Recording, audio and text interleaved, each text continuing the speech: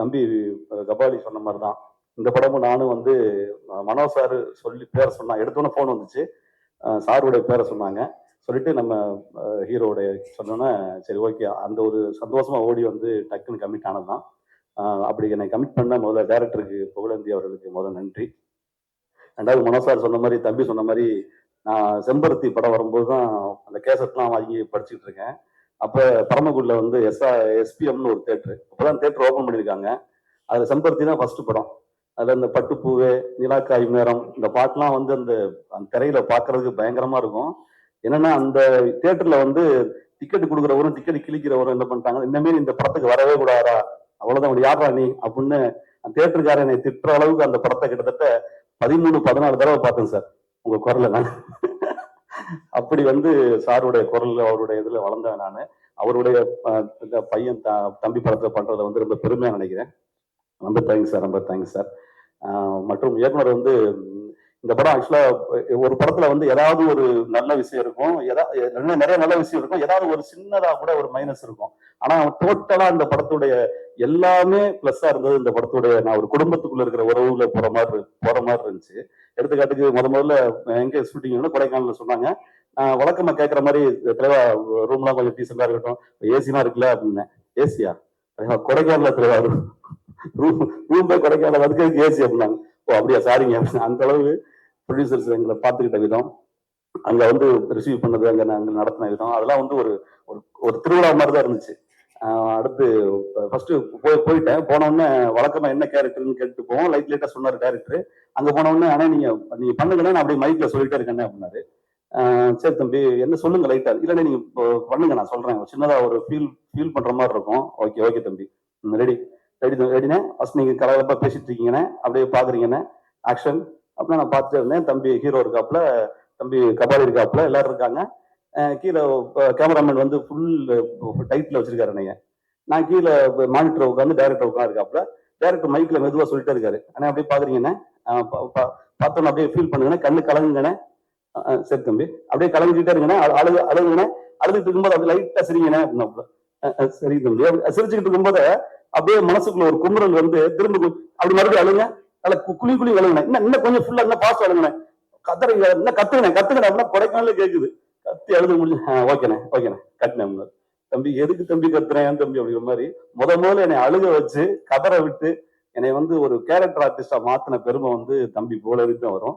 ரொம்ப தம்பி எங்க இருக்காப்ல, அது பாருங்க நீங்க, வித்தியாசமா ஒண்ணு இருக்கும். அது மட்டும் தான். அப்படி அழுது முடிச்சுட்டு அடுத்து வர்றேன், வந்தா சுரேஷ் பிரதர் வர்றாங்க, ஆர்கே சுரேஷ் சார்.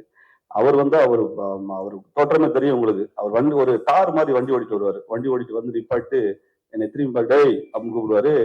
ஏற்கனவே அழுது இருக்கேன் ஃபர்ஸ்ட் நாள். 2வது நாள் என்னை வந்து அண்ணே நீங்க வர்றீங்க, சுரேஷ் சார் வருவாங்க, உங்களை அப்படி மிரட்டுவாங்க அப்படின்னு. சரி தம்பி, இந்த படத்துல மிரட்டுறது அழுகிறது எல்லா சீனுமே வித்தியாசமான ஒரு இது. கரெக்டா அவர் கார் வரணும், வந்து நிக்கணும், நான் அவர் என்னை கூப்பிடுவாரு, திரும்பி நான் பார்க்கணும்.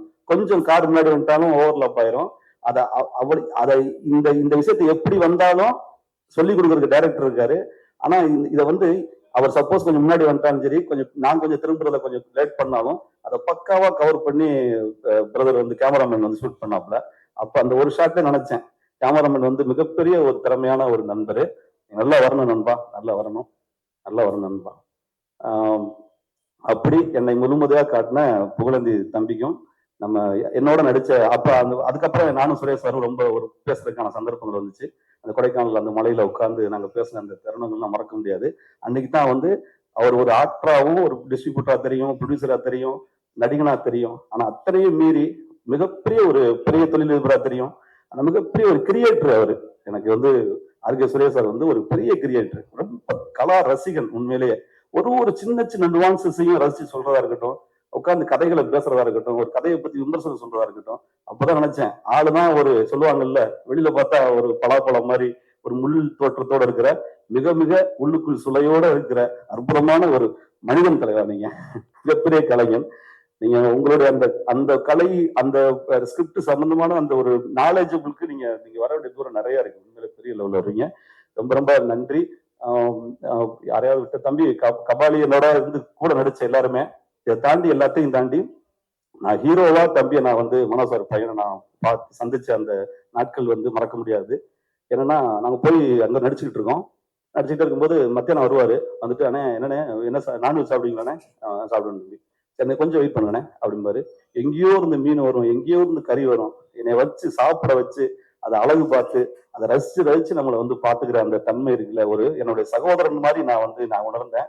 ஒரு ஹீரோவாவே நினைக்கவே இல்ல. இன்ன வரைக்கும் நான் அவரோட பயங்கர நட்போடையும் இதோட இருந்துட்டு இருக்கேன். அது நடிச்சதுக்கு பிறகு சில நேரங்கள்ல அப்படி பிரிஞ்சிருவோம். ஆனா இன்ன வரைக்கும் நான் ஒரு உறவா நினைச்சுக்கிட்டு இருக்கிற தம்பி வந்து மிகப்பெரிய ஒரு ஹீரோவா வருவாரு. இந்த படம் நல்ல படமா, இது இந்த டைரக்டருக்கு முதல் படமா, அடுத்தடுத்து பெரிய பெரிய படங்கள் பண்றக்கூடிய டைரக்டரா மாறுவாரு. எல்லாரும் இந்த பாசிட்டிவான ஒரு இடத்துல இருக்கோம். இந்த படம் நல்லா வரணும். இந்த ப்ரொடியூசர்ஸும் இன்னும் நிறைய படம் எடுக்கணும்னு மனதார வாழ்த்துறேன். யாரையாவது சொல்லாம இருந்துட்டா சாரி மியூசிக் டைரக்டர். எனக்கு பழைய முதலே தெரியும் அவரை. மையம்னு ஒரு படத்துக்கு அவர் யார் யார் பண்ணியிருந்தாப்புல பார்க்கவே ஒரு நல்ல ஒரு ஆர்டிஸ்ட் மாதிரி தான் இருக்கீங்க. கூடிய சீக்கிரம் நீங்களும் ஒரு வில்லன் ஆகிட்டீங்க. Thank you sir, thank you sir. இது எல்லாத்துக்கும் ஒரு முக்கியமான பிள்ளையார் சொல்லி மாதிரி மனோ சாருக்கு ரொம்ப ரொம்ப நன்றி. நன்றி சார், நன்றி சார். Thank you sir.